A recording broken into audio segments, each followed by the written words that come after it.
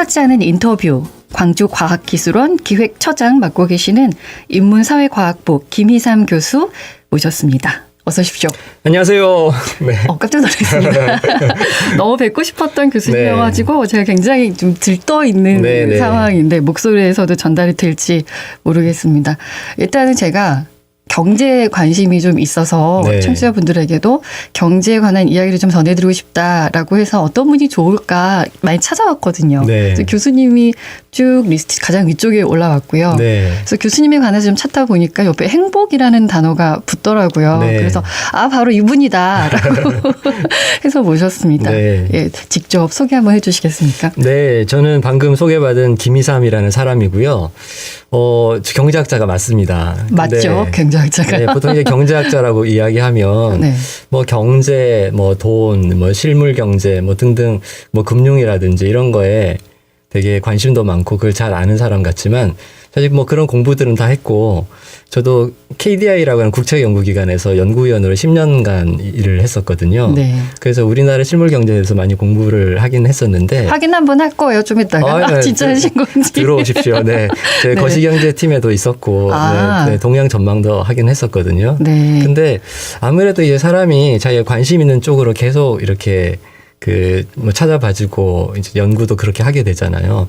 근데 저는 돈보다도 사람에 대한 관심이 더 많은 그런 학자더라고요. 그래서 근데 경제학도 보면은 사람을 다루는 분야들이 많이 있거든요. 경제학이요? 그럼요. 교육 경제학, 뭐 노동 경제학, 그 다음에 노후 보장이라든지 뭐 이런 문제만 하더라도 인간의 어떤 생애 주기를 쭉 다루게 되는 그런 이야기들이잖아요. 이제 그러다가 이제 저는 행복이라는 곳으로 또 향하게 됐죠. 왜냐하면 경제학의 궁극적인 목표가 뭐냐라고 했을 때 돈 많이 버는 거. 돈 많이 버는 거죠. 잘 사는 거. 잘 사는 거. 근데 왜 돈이 필요하지? 왜 잘 사는 게 뭐지? 라고 생각하면 사람들이 다 궁극적인 건 또 행복이라고 이야기를 해요. 행복하려면 돈이 있어야 되지. 라는 거. 그 다음에 뭐 친구 뭐 이런 것들도 다 우리가 좀 행복하자고 사귀는 거고. 그래서 저는 경제학에서도 보면 뭐 효용 극대화, 이윤 극대화, 뭐 소비자 이론이나 뭐 기업 이론에 나오잖아요. 근데 그거는 다 어떤 궁극적인 목표로 가는 수단이에요. 그래서 또 뭐 소비자 이론에서 효용 극대화라는데 그 효용이 뭐냐라고 했을 때 주관적인 만족도거든요. 다른 말로 하면 행복입니다. 그래서 결국 경제의 궁극적인 사명이 행복을 높이는 것인데 한정된 자원을 가지고 그러면 우리가 행복이라는 것의 본질을 건드리지 않고 경제학을 공부한다라고 하는 것은 뭐 약간 좀 그 목표를 좀 다르게 보고 예를 들자면 우리가 GDP 성장을 많이 이루었는데 왜 우리 한국 사회, 우리 국민들은 이전만큼 그렇게 또 더 많이 행복하다고 반드시 이야기하지는 못하잖아요. 특히 지금 청년들 보더라도 그렇고 그래서 행복을 제대로 연구를 해야 되겠다 생각을 했고요. 그래서 저는 한 2012년부터 본격적으로 행복 연구를 시작했고 그리고 더불어서 인간의 행동 탐구도 시작했어요. 맞게. 주저주저 되는데요. 조금이라도 하는 것이. 그래서 행동 경제학이라고 하는 분야를 이제 일본에서 연구년을 할 때 행동경제연구센터에서부터 공부를 하기 시작해서 지금 광주과학기술원 지스트에서 열고 있는 과목들도 뭐 미시경제학이나 재정학 뭐 이런 과목들도 있지만 교육의 경제학이나 아니면 행복의 조건, 행동 경제학 뭐 이런 것들을 쭉 열어봤습니다. 아니 단편적으로 봤을 땐 행복이라고 하는 건 그냥 포괄적으로 내가 기쁜 거지. 그냥 이건데 이거를 좀 더 연구해서 들어갈 게 있나 싶거든요. 엄청 많아요. 뭐가 있어요, 단편적으로? 우선은 이제 사람의 행복에 대해서는 많은 사람들이 관심을 가졌기 때문에 이제 심리학적 연구도 많고 요즘 이제 뇌과학 기반으로 한 이제 행복 연구도 많이 이루어지고 있는데요. 근데 경제학자들도 이제 행복이라는 주제를 본격적으로 이제 다루기 시작을 해서 뭐 최근에 한 4반세기 동안에 뭐 더 이코노믹 저널이라든지 아니면 더 저널 오브 퍼블릭 이코노믹스 이런 좋은 저널들에서 가장 제목의 키워드로 많이 등장하는 것 중에 하나가 해피니스 행복이에요. 그러니까 이제 경제학도 이제 행복이라는 것을 예전에는 좀 이거를 주제로 다루는데 좀 주저했던 게 뭔가 경제학은 노벨 경제과학상도 있고 뭔가 좀 과학적이거나 아주 객관적이거나 아주 수리적으로 딱 떨어지는 것이어야 될 것 같은데 행복은 굉장히 주관적으로 보이니까 이거 측정이 뭐 되는 거야 뭐 이런 식의 의심부터 있었거든요. 근데 우리가 주관적으로 내 행복도가 어느 정도다라고 이야기하는 것들도 사실 굉장히 근거가 있고 그 사람의 그 이후 행동을 예측하는 아주 중요한 자료가 될 수 있다는 점.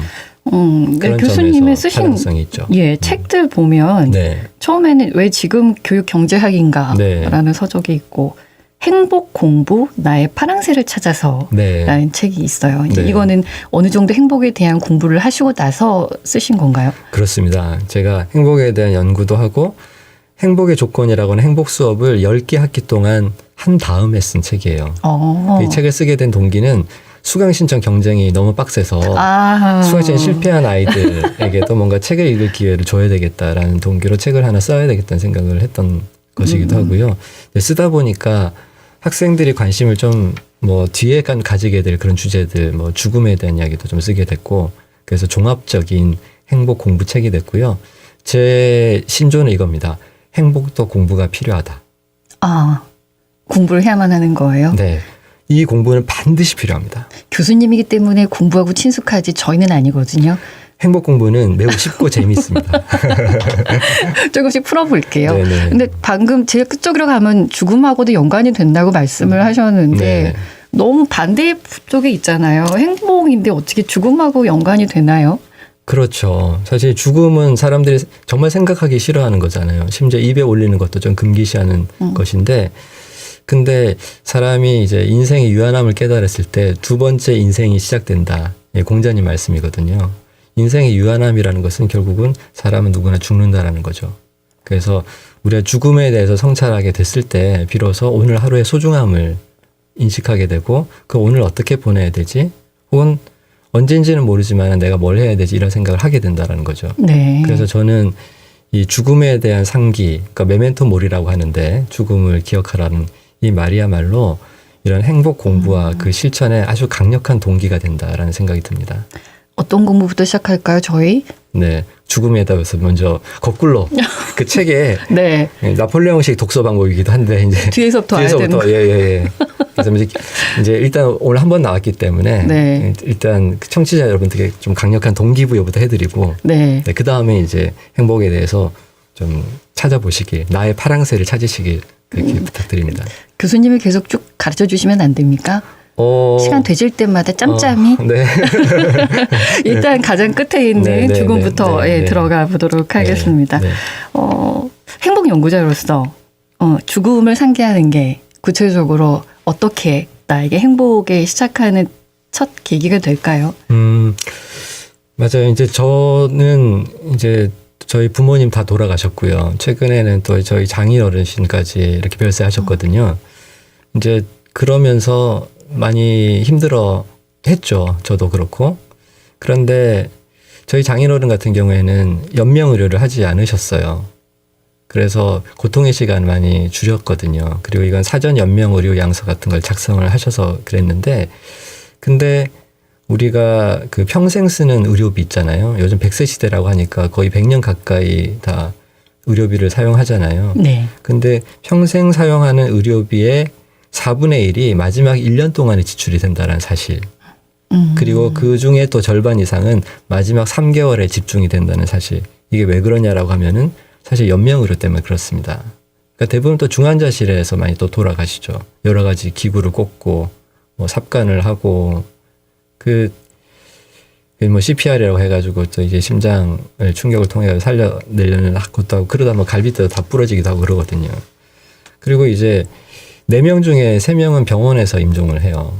그래서 또 중환자실에 외롭게 돌아가시는 분들도 있고, 그러니까 이거는 경제적으로도 그렇고 좀 가족과 혹은 지인과 함께하는 어떤 평안한 죽음, 너무 자연스럽게 옛날에는 댁에서 돌아가셨을 분들이 이렇게 혹은 호스피스 병동에서 그냥 평화롭게 이렇게 마무리하실 수 있는 분들이 실제로 그냥 의료진의 어떤 매뉴얼에 의해서 마지막까지 연명의료를 받다가 돌아가시거든요. 그래서 저는 이제 경제학의 가장 중요한 어떤 사명이 합리적인 의사결정을 도와주는 거라고 생각을 해요.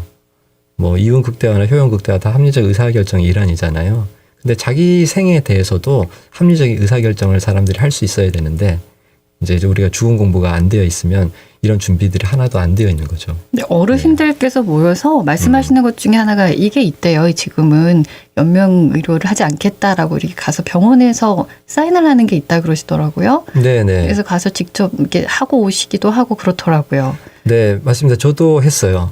저도 해서 서명을 다 했고, 네, 그거라도 일단 해놔야 되는 가장 기본적인 숙제인 것 같습니다. 아, 그러니까 인위적인 생명 연장보다는 네. 가족끼리 좀 더 평안하게 있는 것이 행복하다 네. 쪽으로 기우시는 거네요. 네, 네, 그렇습니다. 아, 네. 그리고 또 이제 임종 과정에 있는 경우에 한해서 연명을 하지 않겠다는 거기 때문에 결국은 이제 사실 회생 불가능한 상태에 있을 때 연명을 안 하겠다라는 거예요. 네. 그러니까 너무 걱정 안 하셔도 될 것 같습니다.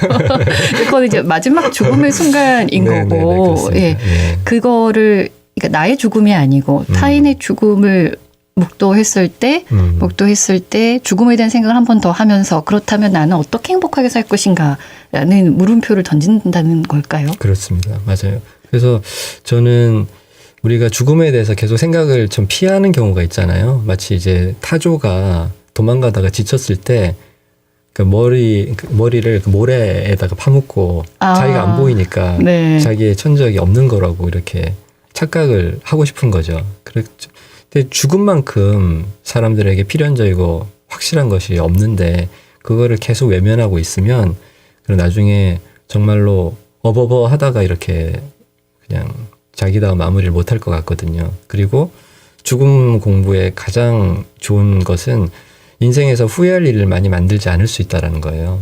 그래서 그 이근우 박사라고 저기 정신건강 의학 박사신데 1935년생이시거든요. 네. 근데 그분이 저 요양원 그 노인분들에 대한 설문조사를 바탕으로 해가지고 다시 태어나면 이렇게 살 걸 그랬다라고 하는 거 3가지를 정리하신 게 있는데 이제 첫 번째는 저 좀 내 마음대로 좀 재미있게 살아볼 걸 그랬다.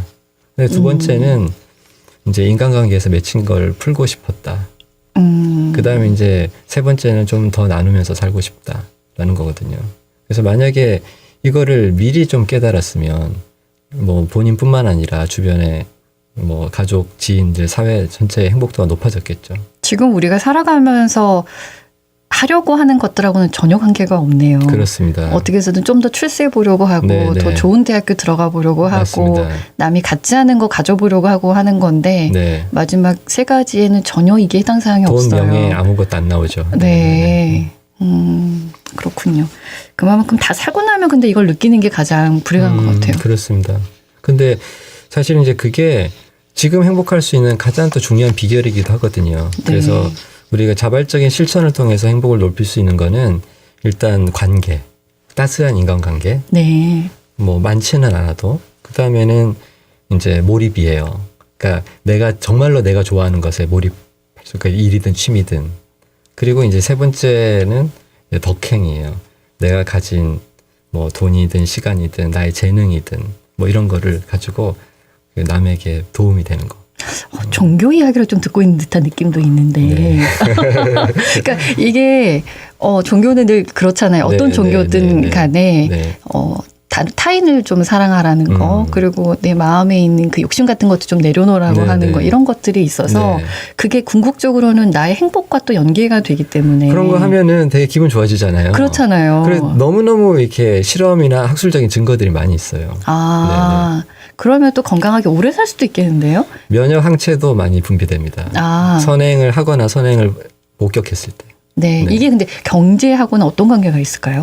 경제요. 네. 경제는 돈을 안 들이고도 행복해지는 방법들이 여러 가지가 있다는 점에서 우리가 한정된 자원을 가지고 내가 효용 극대, 행복 극대화를 했을 때 어떤 방법이 좋은가? 우리는 돈을 어떻게 많이 벌 것인가 그것만을 같이 돈을 어떻게 쓸 것인가에 대해서 공부를 하지 않았잖아요. 잘 쓰는 방법을 모르죠. 맞아요. 네. 근데 사실 경제학은 돈을 많이 버는 학문이라기보다는 돈을 잘 쓰는 방법을 가르쳐주는 학문이라고 볼 수 있어요. 한정된 돈을 갖다가 어떻게 쓰는 것이 가장 나의 행복도를 높일 수 있는가. 네. 그래서 공무원 시험에 왜 경제학이 필수 과목이냐면 공무원이 바로 국민의 세금인 돈을 쓰는 일이기 때문에 그렇습니다. 아, 그렇군요. 네네. 지금 우리나라를 좀 들여다봤을 때 탄핵 국면이기도 하고 네. 워낙에 2년 반 동안 너무 정치를 예, 그렇게 해서 네. 경제가 지금 세계에서 너무 바닥을 찍고 있는 중인데 그럼 이럴 때 네. 우리는 어떤 경제를 살려야 하며 네. 나의 행복은 어떻게 책임져 가야 되는 걸까요? 네. 지금 이제 우리가 좀 집중해야 되는 거 사실 뭐 이제 정치인들이 뭐 민생 입을 달고 다니지만 국민 행복도 차원에서도 보면 지금 가장 힘든 사람들부터 살펴야 돼요. 그래서 저는 추경 빨리 해가지고 이런 어려운 사람들 빨리 이렇게 좀 더 힘들지 않게 이 고비를 잘 넘길 수 있도록 해야 된다는 생각이 들고요.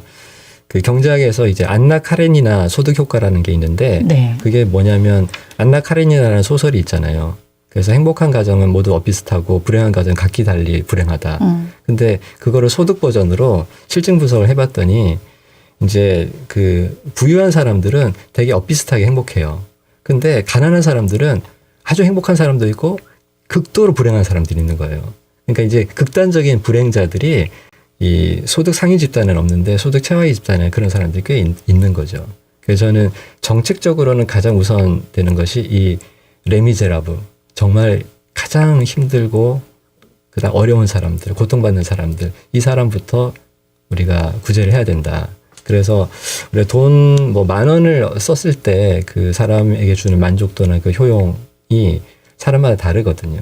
그래서 돈 10,000원이 사람의 행복도를 높일 수 있는 것은 아무래도 고소득층보다는 저소득층이 훨씬 더 높은 거죠. 말씀에 네. 동의가 되는 게 엄청 어렵다 경제가 이렇게 얘기를 하지만 사실 그것과 무관하게 살아가는 사람들도 또 꽤 있어서 맞습니다. 예, 이 어려운 상황에 더 힘든 사람들이 있으니 그분들 네네. 먼저 구제하는 게 맞다는 게 네. 예, 동감이 됩니다. 그러면 이제 그분들도 조금씩 더 살아갈 수 있는 힘을 얻겠죠? 네. 네. 그리고 저는 좀 사회 관심도 필요하다고 생각되는데요. 그리고 사람은 뭐 빵만으로 사는 것이 아니라 사회적인 지지나 소속감으로 살아가거든요. 네. 그래서 저는 지금 또 약간 극우화되어 가는 또 많은 소외 집단들이 또 있다라는 생각도 들어요. 그래서 이렇게 어떻게 보면 좀 정치가 좀 잘못돼 가지고 이제 우리나라뿐만 아니라 다른 뭐 유럽이나 이런 데서들 보면은 그런 특히 이제 청년들의 극우화 경향들도 좀 보이기도 하고 그렇거든요. 네. 그래서 이제 이런 부분들이 이제 환경이 조금 어려워졌고 그 다음에 누구나 다 가지고자 하는 것들이 욕망이 너무 한 곳에 좀 집중이 되어 있고 그 다음에 SNS나 이런 걸 통해 가지고 계속 비교에 대한 압박을 느끼고 대기업 취업하지 않으면 마치 루저가 된 것 같은 그런 인식들, 제대로 뭐 결혼하기도 어렵고 뭐 나중에 아이 낳기도 어렵다라고 하는 그런 인식들 때문에 그런 분노와 그 다음에 억압감, 그 다음에 소외감 같은 것들이 계속 눌려 있다가 그게 이제 어떤 외집단에 대한 공격으로 나타나는데 그게 이제 정치적으로 악용이 되고 있는 거죠. 네. 그렇군요. 네. 아, 그게 세계적으로 지금 현상입니까? 나타나고 있는 현상입니다. 그러니까 이걸 네. 어떻게 풀어볼 수 있어요? 그러니까 행복 공부를 해야 된다니까요. 네. 그리고 인간 탐구를 해야 되고요. 네. 그래서 그거 하려고 저희가 지금 죽음 얘기를 좀 했거든요. 네. 이게 동기부여가 될 수 있도록. 그럼 이제 이게 어떤 동기부여를 받는 건 나 스스로 받는 겁니까? 그렇죠. 그래서 일단은 제가 여기 책 팔러 온 사람은 절대로 아닌데 그런 거 하실 필요도 없으시죠, 네, 교수님. 행복 공부라고 하는 책, 뭐 어떤 행복에 관련된 책을 좀 찾아서 좀 읽기 시작하시면 좋을 것 같고요. 그런 걸 보고 있으면 왠지 나도 저렇게 좀 해야 되겠다. 아는 내용일 수도 있고 모르는 내용이 조금 있을 수도 있어요. 근데 저도 제가 쓴 책을 가끔씩 보거든요. 네. 왜냐하면 독자들을 위해서 쓴 글이지만 이게 사실 저한테 하는 이야기였기 때문에 계속 저한테도 내면화가 필요한 거죠.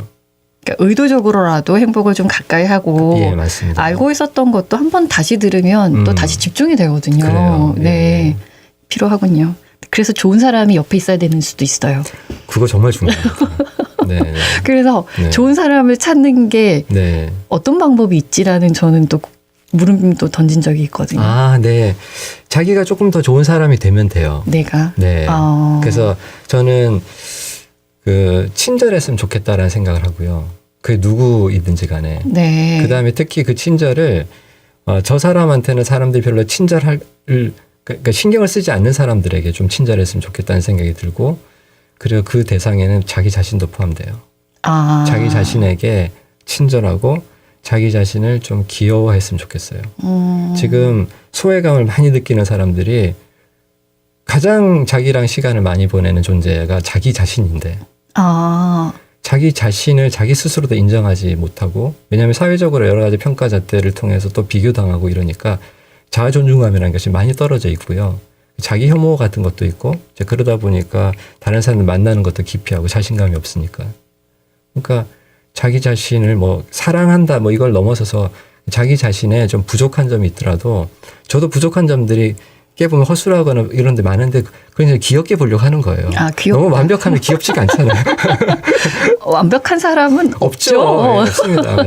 그래서 제가 어떻게 주변에 좋은 사람과 같이 지낼 수 있지라는 걸 또 생각해 봤던 적도 있었고, 그러다 보니 또 이런 글귀도 있더라고요. 사람이 나이가 드는 건 혼자 있는 시간을 잘 즐길 줄 알아야 된다라는 얘기가 또 있었어요. 그러니까 아마도 혼자 있는 나와 잘 지내려면 나 자신을 귀엽게 보라는 말씀과 같은 이야기가 맞습니다. 아닌가 싶은데. 그리고 좀 무리 속에서 좀 귀여운 존재가 되는 게 주는 어떤 치명적인 매력이 있거든요. 저희 돌아가신 그 장인어른이 다른 건 몰라도 정말 귀여웠어요.